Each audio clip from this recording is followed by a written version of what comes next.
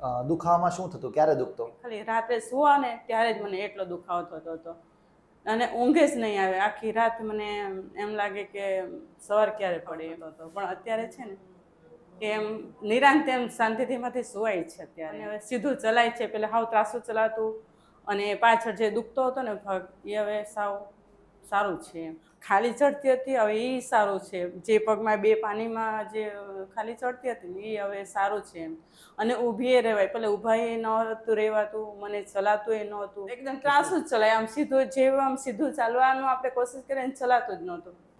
હવે હું સીધી ચાલી શકું છું. એમ આખો પગ દુખવા મળે એવું થતું? ઊભું કેટલી વાર રહેવાતું? ઊભું તો આમ રહેવાય 5-10 મિનિટ ઊભી રહે ને એટલે મને પગ દુખવા લાગે. પણ મારે ટેબલ પર બેસીને મારે રસોઈ બનાવવા પડતી. બેસીને રસોઈ બનાવતા? કેટલો ટાઈમ આવું બધું ચાલ્યું? આમ 1.5 વર્ષ જેવું દુખતું હતું. પણ પછી 6 મહિના પહેલા મને એકદમ દુખવા માંડ્યું. બહુ દુખવા માંડ્યું? પછી શું કર્યું તું? બસ પછી એમઆરઆઈ કરાવેલો ને? હા, એમઆરઆઈ કરાવ્યો. એમઆરઆઈ કરાવ્યો, શું કીધું પછી? એમાં કીધું કે તમને આમ કેપમાં જગ્યા થઈ ગઈ છે ને એટલે હવે તમારે ઓપરેશન કરવું પડશે એમ કીધું હતું.